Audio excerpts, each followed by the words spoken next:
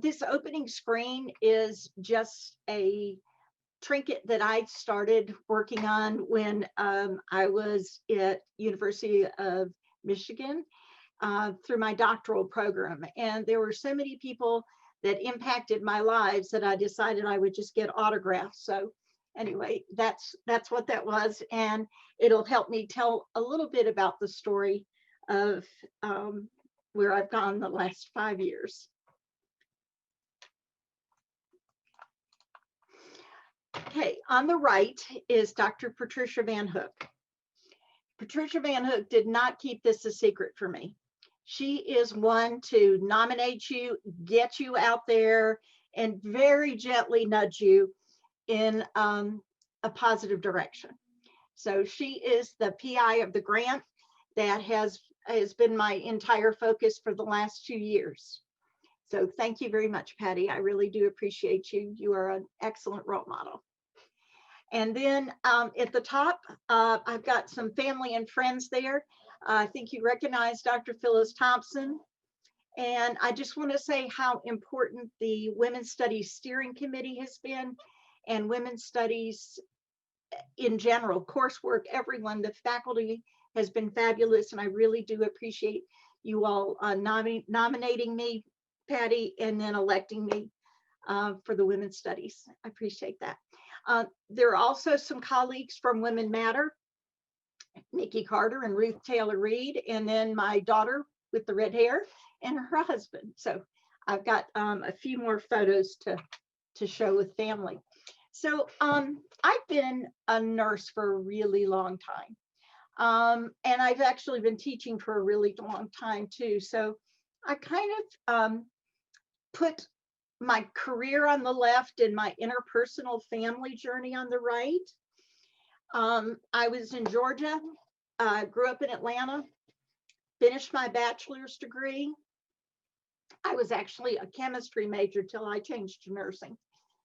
And then as I look back, I was 7 years in Birmingham, and then 7 more years back in Atlanta, and then 7 years at Ann Arbor. And I realized we really moved every 7 years. So we clearly got a geographical itch. Luckily, it wasn't a marital itch because I have been married to my husband. We'll celebrate 40 years next month. And then I've been in Tennessee for 23 years, came here right to ETSU and been here ever since.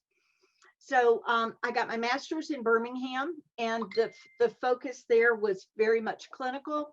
And then when I went to Atlanta, I got certified as a high-risk perinatal nurse and maintained certification in that for around 35 years. While I was at Michigan, that's where I got my PhD. I was studying female infertility, the biobehavioral impact, and learned about polycystic ovary syndrome. And that's one of the things that brought me here, because I had a mentor, Dr. Sam Thatcher, who is an infertility doc. And he said, come here, you can, collect your data. And that's exactly what I did. And I have been basically an OB nurse all my life, OB in community. And then once I let my perinatal certification expire, I thought, what's next? And the folks at Women Matter were very happy to step up and say, we really need sexual assault nurse examiners. So I learned about that and got trained in 2016 and got certified in 2018. And that's what I'm doing. And then Patty wrote this awesome grant, got funded. So that's our story. I do want to do a shout out. This is 2020. What else could have happened this year? But the World Health Organization nominated nurses as this is the year of the nurse for the World Health Organization. So I thought I would at least put that out there. Again, I told you I have been married for 40 years to Chip. I actually married my charge nurse. He was when I very first started working, he was the charge nurse on my shift. So, and he followed me to Birmingham. Then we went to Atlanta and Ann Arbor. So we've been partners all along. While we were In Atlanta, we had Nora and Meredith. And then we had Austin when we went back up to Michigan. And both our girls are married. And we have, I am so lucky to have a wonderful daughter-in-law and son-in-law, Claire and Aaron. And the most fun happened last year and this year. And I have grandbabies. I have Corinne, who's 17 months, and Jude, who's 6 months. So you'll see some pictures later.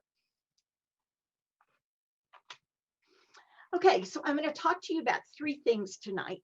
I want to talk about the grant. I want to talk about interprofessional education, practice, and research, which is near and dear to my heart. And I have been doing that for close to 20 years. And then I wanted to talk to you about how important the Strong Brain Institute is. And this is the disclosure about the grant. Okay. So the contents are mine alone, and it's not being endorsed by HRSA. Okay. So in 2016, some really interesting things were going on, and they were going on separately. Okay. Dr. Van Hook had a DNP student, Curtis Weiniger, and he was interested in developing a sane role on campus. So he was, involved with Dr. Robinson as well in community health. So they were working out something. They were contacting ETSU, law enforcement, and looking at student services, and really looking at a place for a sane to be involved in the clinics at the university. There was another group in Kingsport that was led by Karen Boyd. She's an attorney there, and they opened, Sullivan County opened a family justice center, and that is still in existence. Karen's not there anymore, but it's called Branch House, and there's some absolutely awesome people working there. So they were working, and then here in the community, Women Matter, my buds, Ruth Taylor Reed, Nikki Carter, Cindy Humphrey, Elizabeth Mason, Darla Dye, all those folks got together, and I had lots of support from faculty, and we put on an annual conference. So it was kind of like these 3 spheres were working at the same time, and then finally we got together. And Patty wrote an awesome grant, and we got funded. Okay, so I do want to give you a trigger warning. I am going to be talking a little bit about sexual assault, but I just have to in terms of telling you what all we've been doing. So there are basically 3 goals for this grant. Okay, and the grant Patty called Help Sarah. It stands for Health Education Learning Program for Sexual Assault in Rural Appalachia. Okay, she's convinced that's part of the reason we got funded, because it was such a clever name. And then actually one of my daughter's, Nora's students in New Jersey, developed this logo for us for Help Sarah. It's using the right colors, kind of that purple and teal for intimate partner violence and sexual assault. And it's got DNA in the middle and a butterfly, which is also symbolic of Tennessee. So 3 goals: train sexual assault nurse examiners.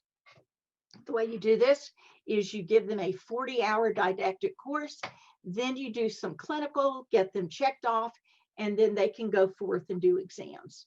So it was originally just to do 8 counties of Northeast Tennessee, but when we started partnering with Ballard, we also were able to do some training in Southwest Virginia and actually Northwest North Carolina. We have trained in the last 2 years, have trained over 140 RNs, most of those in adolescent and adult care, some that we have done pediatric training as well. The second goal was to do telenursing model. I think everybody's probably familiar with what telehealth looks like. Well, doing a telesane can put an expert nurse sitting at home on a computer and being able to see down a speculum hundreds of miles away and advise a nurse maybe in a rural area that is not as experienced to let them know, oh, could you move back, or could you, can you put a swab there? Could you take a picture? So kind of help them improve their patient care. And the third was to develop a post-baccalaureate forensic nurse certificate program. And we have done that, and that will begin next fall. Wow, that was quick. Okay. I'm trying to get, there we go. Thank you. Sorry about that. Okay, so how do we train 140 nurses? Well, again, it takes a village, okay? I'm not going to read all of these to you, but clearly we've had, I have to say, Lene Hendricks has been amazing. She's an administrative assistant, and she enjoyed working with us so much that she took a full-time job at Branch House, and she's the SART coordinator there. So we're really excited about that. Vicki Bedosia is a nurse in Birmingham, and she does pediatrics. And we have worked out an arrangement where we've sent 6 of our nurses one at a time. I go as their faculty, and the nurse goes with me, and they do non-acute exams on children, okay? So the pediatric piece, they took the training, 43-hour training, from birth to age 18, and then they go down and do hands-on training for about 3 days. And that CHIPS clinic at Children's Hospital of Alabama has been absolutely fabulous. We couldn't do this without the leadership. Dr. Wilsie Bishop, Dr. Wendy Naring, Michelle Bird, Kate Emmerich, all of those folks have been great. Love working with Jennifer Mayberry in public safety. Ballad Health has been incredible. Nikki Van Buren led the way, and she hired Teresa Southard, and Teresa is the SANE coordinator for all 21 hospitals of Ballad, and she's gotten coverage in all those hospitals. Dawn Smith is the SANE at Branch House. So lots of people. Again, it took a village, but we're 140 and counting. Okay, Start by Believing is a campaign where we want people to think about the right thing to say. And if someone ever discloses to you that they've been sexually assaulted, we just ask that you start by believing. Say, I am so sorry this happened to you. It was not your fault. I believe you. Those are some of the most important words you can say. And there's a whole campaign around that we're going to be working on. So hopefully you'll hear more about that soon. Okay, this is a picture of the, when I was talking to you about telesane, this is a little bit, this is a cervix, okay? And that's what it can look like when you're doing remote care. The nurse has this device on the right, and the nurse, the expert that's hundreds of miles away, can be looking at her computer screen. Okay, so what's the difference in a SANE nurse and a forensic nurse? A SANE nurse, either SANE A or SANE P. SANE A is from age 13 and older, and SANE P is from birth to 18. And a SANE is a sexual assault nurse examiner. Their focus is doing sexual assault exams, okay? Assessing for injury, taking care of that patient, and collecting evidence. A forensic nurse, on the other hand, has a little bit broader. They're already SANE nurses. They can do sexual assault, but in addition, they might do legal and death investigations. If there's a sex crime. They also do intimate partner violence, child abuse and neglect, elder abuse and neglect, human trafficking, cyber crimes. So it's a little bit broader. So this is the program that we're going to be offering here next fall. And you have to have completed, you have to be a SANE nurse already in order to be eligible to be admitted to this program. Okay, so the next thing I'm going to talk about is interprofessional. Okay, interprofessional has been going on for a long, long time. Those of you that have been around long enough have heard the word Kellogg. Okay, so these are folks that have been essential to making interprofessional work all along. So I'm just going to kind of start around. Of course, Wilsie Bishop is up there in the left.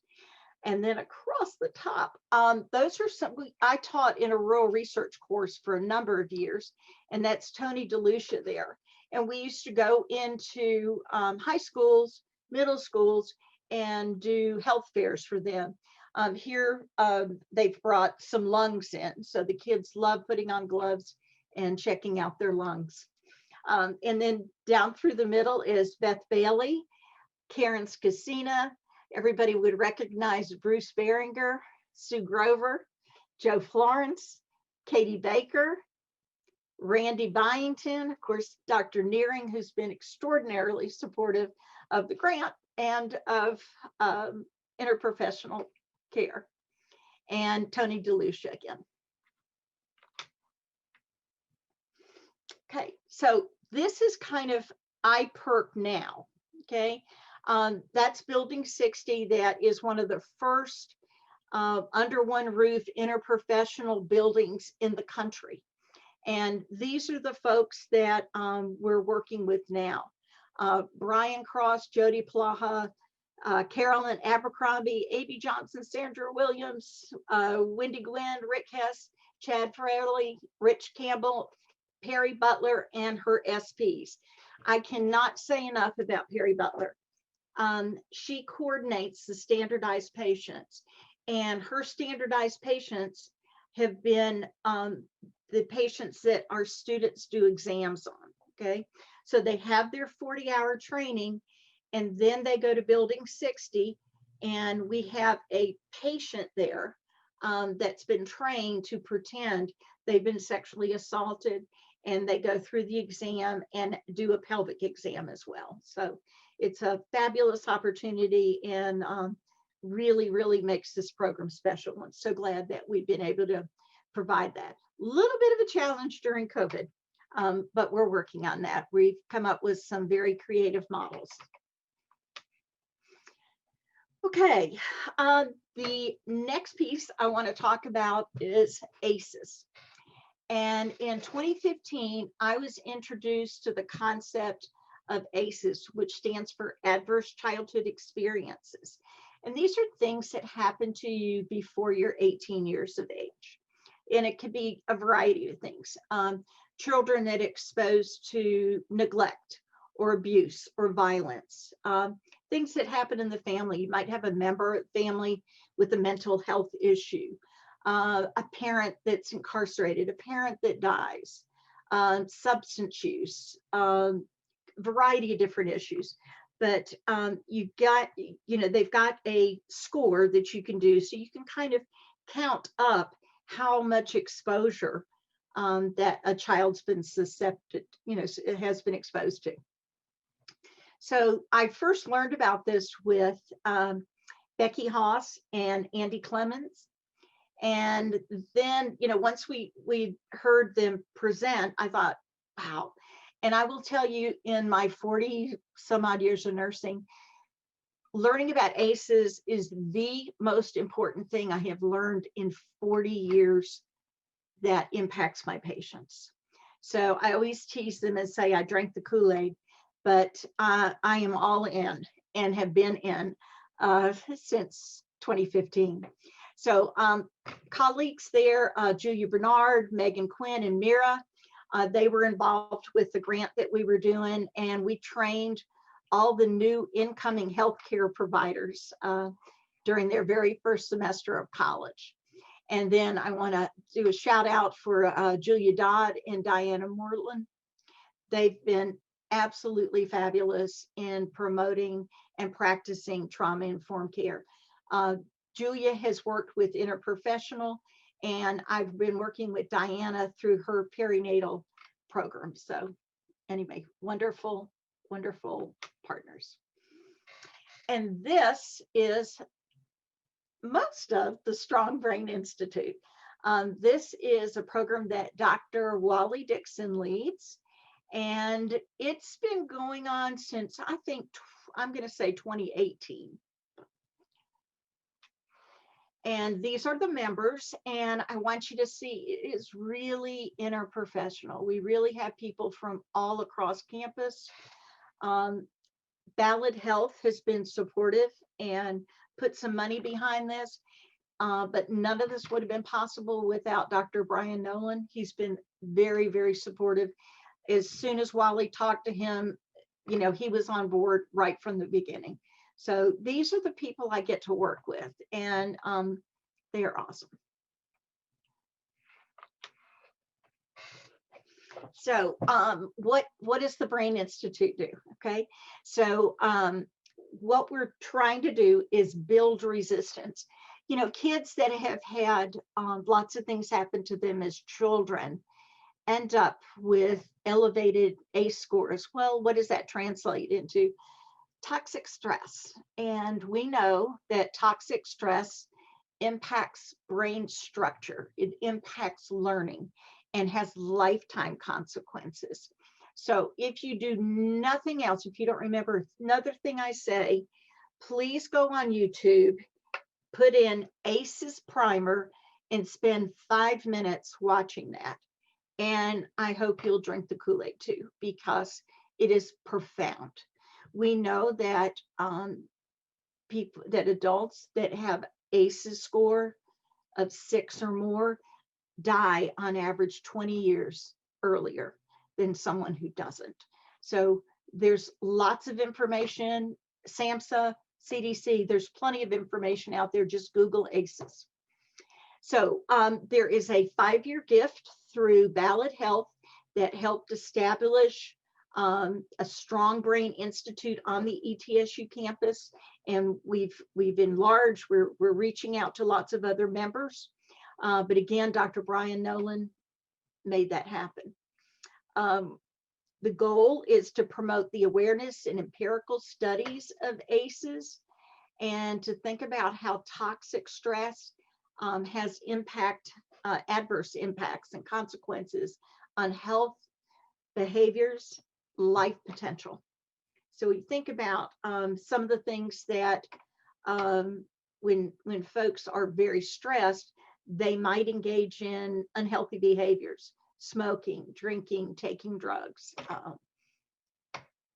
And as far as implications go, we know it impacts child brain development, learning, and kids that are exposed, like that have had toxic stress, their stress system, their HPA axis is always on alert. They're always vigilant, and their body won't be able to tell the difference between a real threat and a perceived threat. So they just dump out lots of hormones, and it really complicates things. So very stressful. And I want us to think briefly about our students. One of the things that we'd like to accomplish is we would love all faculty and staff to be aware of ACEs, and to know that the students here at ETSU have elevated ACEs higher than other places. So we do have a vulnerable population. We would like to become a trauma-informed campus, and we need all of you on board. Again, they've got to, you know, if they've had high ACEs scores, they may have trouble learning. They may have trauma. They don't like sitting, you know, they need to be able to see the door. So it can impact their environment where they feel safe learning. So we just need to begin thinking of those things, how to make them feel safe, and maybe that will decrease their use of substances. So how do we measure the value of a community? The way we care for our young, vulnerable, and the defenseless. And I would argue that we have vulnerable populations here in the Appalachian Highlands. We have rural and underserved, and first-generation college students. Those are vulnerable groups as well. So how do we fight this? We promote resilience. When I was in Northern Ireland, I went out with my cousin Barbara, and I'm a big Game of Thrones fan. And so they let us dress up when I went on a tour. So we're going to fight this. We're going to promote resilience and prevent re-victimization. We know that if somebody is abused as a child, that significantly increases the chance of them being abused as an adult and being abused again and again. So building resistance is the way to go. Okay. So this was my husband and I 40 years ago, and we've expanded just a little. This is my family.